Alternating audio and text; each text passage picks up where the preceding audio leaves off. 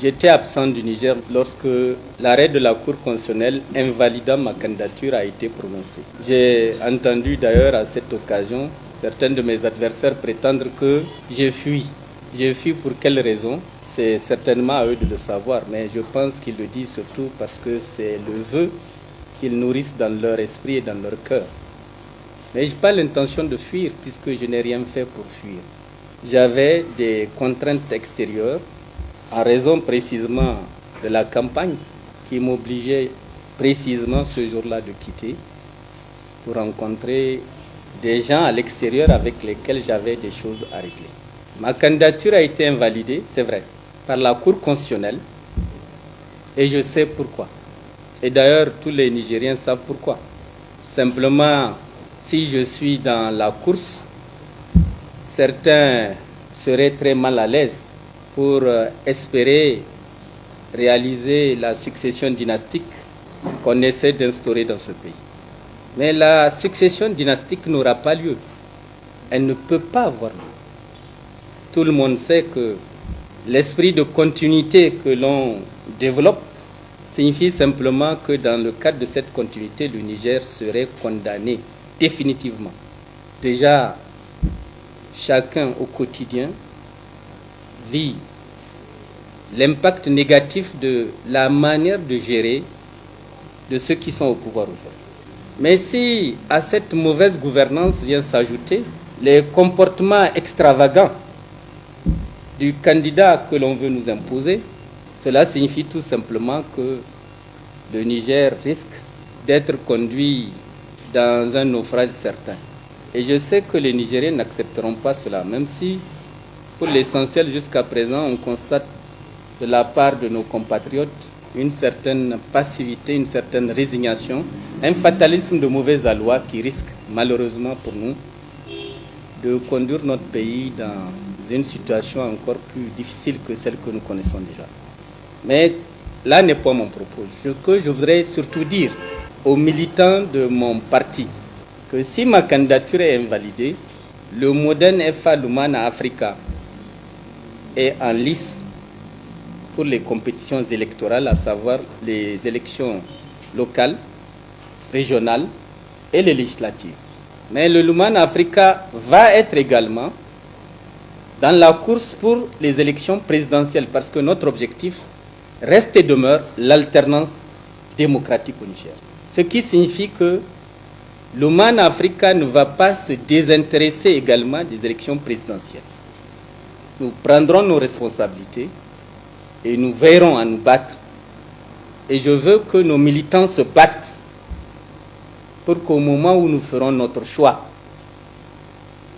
nous puissions terrasser définitivement le Pendes Taraya.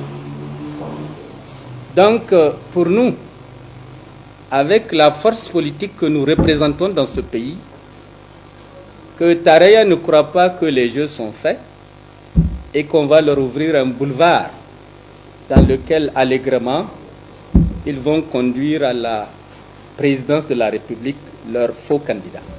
Cela n'est pas possible. Donc l'Umana se battra avec les autres partis qui ont opté pour l'alternance et soutiendra les autres partis qui sont pour l'alternance pour que le changement ait lieu. Et nous le ferons, Inch'Allah. Le changement aura lieu en dépit de tout ce qui a été déjà préparé pour soi-disant faire un coup KO. Issoufou Mahamadou lui-même n'a pas pu faire un coup KO. Ce n'est pas un avatar de Issoufou Mahamadou qui pourra faire un coup KO au Niger. Le coup KO n'aura pas lieu. Et s'il y a un KO, c'est ceux qui ont prémédité le KO qui seront KO. Ça, c'est la réalité de ce qui va se passer. Donc, je demande à nos militants de ne pas déceler les selles de leurs chevaux de guerre. Nous allons participer pleinement à ces élections, dans les conditions qu'ils voudront. Et nous allons gagner ces élections avec nos alliés. Inch'Allah. Le moment venu, nous dirons pour qui voter. Et pour les législatives, nos candidats sont en brousse. Ils sillonnent les zones qui leur ont été concédées. Et je demande aux militants, qu'ils soient de la zone urbaine, qu'ils soient de la zone rurale, de se mobiliser pour voter pour nos candidats.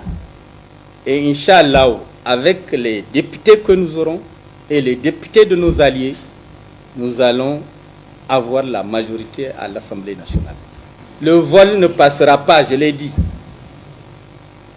Et ceux qui vont essayer de voler cette fois-ci, ils le feront à leur détriment. C'est vrai, certains vont dire que j'appelle à la violence. Je n'appelle pas à la violence.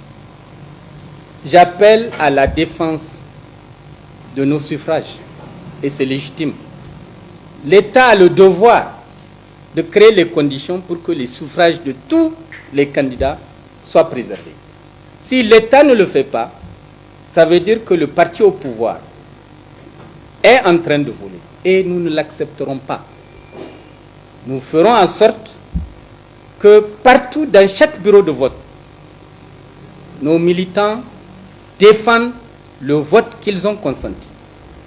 Le vote de nos alliés, nos propres votes. Et ainsi faisant, je ne doute pas un seul instant que le parti de la Renaissance qui a tué le Niger va définitivement être enterré avec ses espoirs de fausse renaissance. C'est ce que je voulais dire et j'appelle donc sincèrement tous nos militants et les militants de notre alliance et au-delà de notre alliance, tous les partis qui sont pour l'alternance, même s'ils ne sont pas à l'opposition, cela n'est pas important. C'est que nous fassions un bloc commun pour défendre les intérêts du Niger et l'avenir du Niger. Pour aller voter, on sera dans les structures de la CENI pour qu'on ne nous vole pas. Ça, c'est une première mesure. Dans toutes les structures qui s'occupent du vote, nos représentants et nos délégués seront présents. Et on va aller comme ça, leur laisser le champ libre pour qu'ils nous volent? Jamais. Si on est dans un bureau de vote, on aura des délégués dans un bureau de vote. Si on a un candidat à tel endroit, et il y a une commission électorale là-bas, nous aurons un délégué dans. Ils ne nous voleront pas. C'est ça. Et nous veillerons à ce que les résultats du bureau de vote arrivent avant le PV au niveau de chaque commission électorale. C'est clair. Donc avant qu'on court changer le PV, amener autre chose, nos résultats seront au niveau de nos représentants dans les bureaux de vote. Et comme on n'est pas une seule personne, c'est un ensemble de partis politiques, on aura les résultats qui vont démontrer que entre le faux et le vrai qui va arriver, on fera la différence. Et entre la CENI centrale et les CENI départementales et régionales, on verra à ce que une structure intermédiaire ne change pas les résultats pour envoyer à la CENI centrale. Donc l'histoire de dire par téléphone, voilà le résultat, on n'est pas d'accord avec. C'est les PV qui doivent arriver. Les PV sur la base de ce qui a été arrêté ensemble par tous les membres de la commission départementale ou régionale. On n'est pas d'accord que ce soit un président de commission qui va envoyer des résultats. C'est tout le monde qui l'envoie. Et on envoie en même temps. Donc on ne nous volera pas. On ne fera rien pour leur permettre de nous voler. Donc là où on pense qu'on sera absent, on sera présent. Nous sommes en période de Covid. Vous ne pouvez pas vous déplacer sans faire les tests. Et vous avez aussi les problèmes des avions. En France, c'est facile. Quand vous êtes en France, l'avion, chaque jour, à n'importe quelle heure, vous avez un avion. Mais en Afrique de l'Ouest, c'est très très difficile.